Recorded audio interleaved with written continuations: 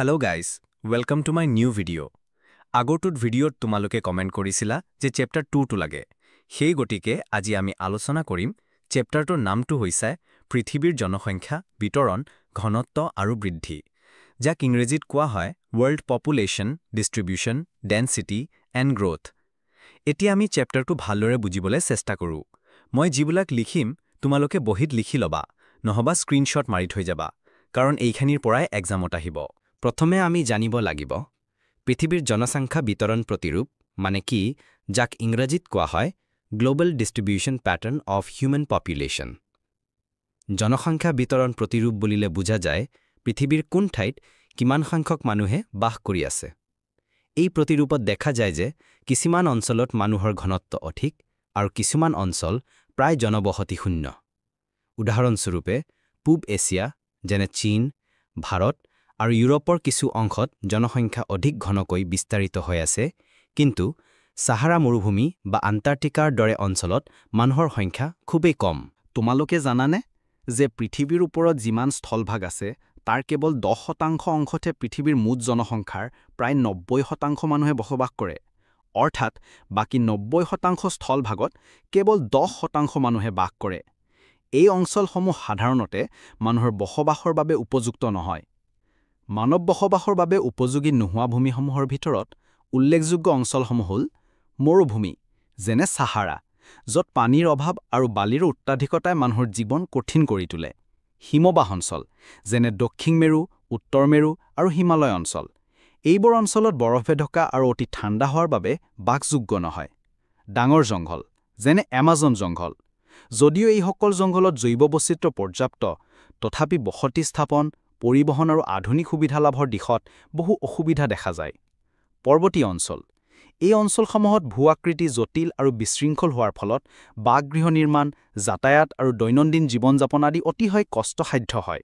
এতিয়া আমি জনসংখ্যা বিতৰণৰ কাৰক সম্পৰ্কে আলোচনা কৰিম। পৃথিৱীৰ সকলো অঞ্চলতে মানুহৰ বসতি একে নহয়। কিছুমান ঠাইত ঘনকৈ থাকে, আনহাতে কিছুমান ঠাইত একেবাৰে জনশূন্য বা কম বসতি থকা দেখা যায়। কিছুমান বিশেষ কাৰকে মানুহ ক'ত বাস কৰিব লাগে সেইটো নিৰ্ধাৰণ কৰে। এই কাৰকবোৰ মূলতঃ তিনি ধৰণৰ হ'ব পাৰে: 1. প্ৰাকৃতিক অথবা ভৌগোলিক কাৰক, 2. অৰ্থনৈতিক কাৰক আৰু 3. সমাজ সংস্কৃতি কাৰক। আকৌ প্ৰাকৃতিক অথবা ভৌগোলিক কাৰকক চাৰিটা ভাগত ভগাব পাৰি, যেনে 1. জলসম্পদৰ উপলব্ধতা। পানী মানুহৰ জীৱনৰ বাবে অতি প্ৰয়োজনীয় উপাদান। মানুহে খোৱাৰ উপৰিও পানীক দৈনন্দিন জীৱনত বিভিন্ন কামত ব্যৱহাৰ কৰে, যেনে স্নান, ৰন্ধা, পৰিষ্কাৰ চাফা, পশুপালন, কৃষিকাজ, কল-কাৰখানা, যান-বাহন, মৎস্য পালন ইত্যাদি। য'ত ব্যৱহাৰযোগ্য পানী নাই, সেই ঠাইত জনবসতি কম বা জনবসতিহীন অৱস্থা দেখা যায়। নদী, সাগৰ, সৰোবৰ আদি হৈছে পানীৰ উৎস। এই উৎসবোৰক মানুহে মাছৰ উৎস আৰু জলপথ হিচাপেও ব্যৱহাৰ কৰে।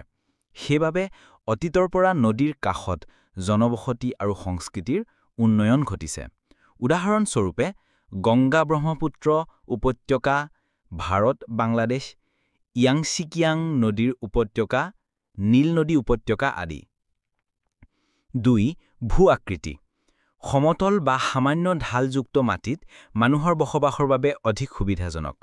সমভূমি অঞ্চলত কৃষি, পৰিবহণ, কল-কাৰখানা আদি সহজে গঢ়ি তুলিব পৰা যায়। তাৰ বিপৰীতে ওখ পাহাৰীয়া ঠাইত উৰ্বৰ মাটি কম, যাতায়াত কষ্টসাধ্য আৰু ব্যয়বহুল। সেইবাবে তেনে ঠাইত মানুহৰ বসতি কম হয়।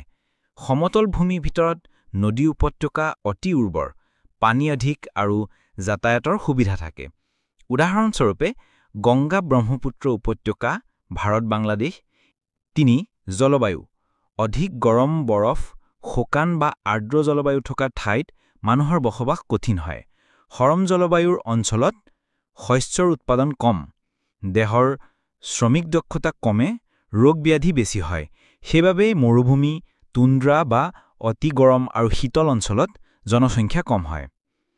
আনহাতে শীতল মধ্যমীয়া আৰ্দ্ৰ জলবায়ুৰ ঠাইত বহুদিন ধৰি জনবসতি ঘন হৈ আহিছে। 4. মাটিৰ উৰ্বৰতা। উৰ্বৰ মাটিৰ অঞ্চলত মানুহৰ বসতি বেছি হয়। পলসুৱা মাটি বা নদী প্লাৱনভূমি সৰ্বাধিক উৰ্বৰ, য'ত কৃষিৰ বাবে উপযোগী ঠাই থাকে। এই অঞ্চলবোৰত কৃষি উপযোগী, বাসগৃহ আৰু কল কাৰখানা গঠন সহজ, ফলত এই অঞ্চলত জনবসতি ঘন হয়। কিন্তু উৰ্বৰ নোহোৱা ঠাই যেনে মালভূমি পাহাৰীয়া অঞ্চলত জনসংখ্যা কম। উদাহৰণস্বৰূপে, অধিক জনসংখ্যা বাংলাদেশ প্ৰতিবৰ্গ কিমি ৮৭৫ জন, ভাৰতৰ গংগা ব্ৰহ্মপুত্ৰ প্লাৱনভূমি, কম জনসংখ্যা মালভূমি অঞ্চল ডেক্কান, হিমালয়। আকৌ অৰ্থনৈতিক কাৰককো তিনিটা ভাগত ভাগ কৰা হৈছে। প্ৰথমটো হৈছে খনিজ উত্তোলন। যি ঠাইত কয়লা, লোহা, চূণশিল আদিৰ দৰে খনিজ পোৱা যায়, তেনে অঞ্চলত মানুহে চাকৰিৰ বাবে আহে। খনিজ তুলি কাঢ়া বিক্ৰী কৰা, ব্যৱসায় চলাবলৈ বহু মানুহৰ প্ৰয়োজন হয়। সেইবাবে এইবোৰ এলেকাত দ্ৰুত বসতি গঠিত হয়। দ্বিতীয়টো হৈছে নগৰীকৰণ। চহৰত কামৰ সুযোগ, শিক্ষা, চিকিৎসা, পানী, বিজুলী আদি সুবিধা বেছি থাকে। মানুহে ভাল জীৱন যাপনৰ আশাত গ্ৰাম্যৰ পৰা চহৰলৈ যায়। ফলত চহৰত জনসংখ্যা বৃদ্ধিৰ হয়। তৃতীয়টো হৈছে ঔদ্যোগিকৰণ। যিকোনো ঠাইত যদি কল কাৰখানা, উদ্যোগ গঢ়ি উঠে, তেতিয়াৰে পৰা সেয়া মানুহে বসতি স্থাপন কৰা ঠাই হৈ পৰে।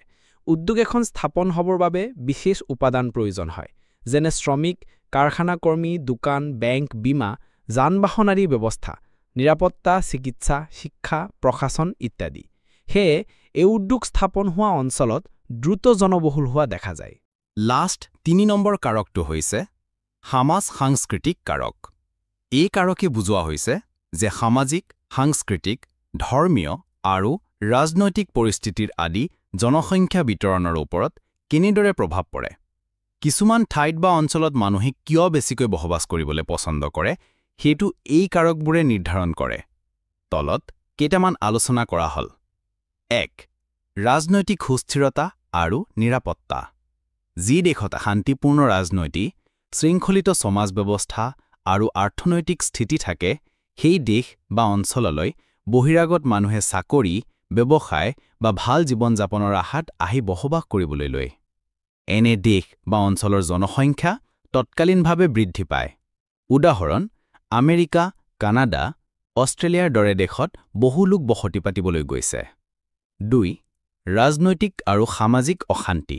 যিবোৰ স্থানত ৰাজনৈতিক অশান্তি, সংঘাত, ধৰ্মীয় দাঙ্গা বা নিৰাপত্তাৰ অভাৱ থাকে, তেনে ঠাইৰ পৰা মানুহে পলাই যায় বা অন্য ঠাইলৈ প্ৰব্ৰজন কৰে। ফলত এই স্থানসমূহৰ জনসংখ্যা হ্ৰাস পায়। উদাহৰণ: আফগানিস্তানৰ পৰা বহু লোক ইউৰোপ বা আমেৰিকালৈ গুচি গৈছে। ৩. চৰকাৰী সহায় আৰু সুবিধা। চৰকাৰে যেতিয়া কোনো বিশেষ অঞ্চলত ভূমি, আৰ্থিক সহায়, ঘৰ বান্ধনি আঁচনি আদিৰ সুবিধা দিয়ে, তেতিয়া বহু লোক সেই অঞ্চললৈ বসতি পাতিবলৈ আহে। এনে অঞ্চলত জনসংখ্যা তৎকালীনভাৱে বৃদ্ধি পায়। উদাহৰণ: অসমৰ সোৱণশিৰি, দিহং, ধনশিৰি অঞ্চললৈ আগতে বহু মানুহ গুচি গৈছিল, কাৰণ চৰকাৰে বা বিভিন্ন সংগঠনে সেই অঞ্চলত বিভিন্ন সুবিধা দিয়া হৈছিল। ৪. ধৰ্মীয় অনুভৱ বা বিশ্বাস। বহু লোক ধৰ্মীয় অনুভৱ বা বিশ্বাসৰ বাবে ধৰ্মস্থানৰ ওচৰত বাস কৰিবলৈ পছন্দ কৰে। যেনে হিন্দুৱে পুৰী, বাৰাণসী, হৰিদ্বাৰ, মুছলমানে মক্কা, মদিনা বা সাউদি আৰৱলৈ যাব খোজে। শিখসকলে অমৃতসৰলৈ আকৰ্ষিত হয়। অৰ্থাৎ ধৰ্মীয় বিশ্বাসো জনসংখ্যা বিতৰণত প্ৰভাৱ পেলায়। ইতিমধ্যে ভিডিঅ'টো বহুত দীঘল হৈ গৈছে, গতিকে বাকী থকা টপিকসমূহ আমি পাৰ্ট বিৰ সহায়ত আলোচনা কৰিম। ভিডিঅ'টো মই ডেছক্ৰিপশ্যনত দি দিম। এই ভিডিঅ'টোৰ পৰা যদি সহায়ক পাইছা, ভিডিঅ'টোক লাইক কৰা, চেনেলটোক ছাবস্ক্ৰাইব কৰা আৰু লগতে কমেণ্ট কৰা, নেক্সট কিহৰ চেপ্টাৰ লাগে সেইটো জনাবা।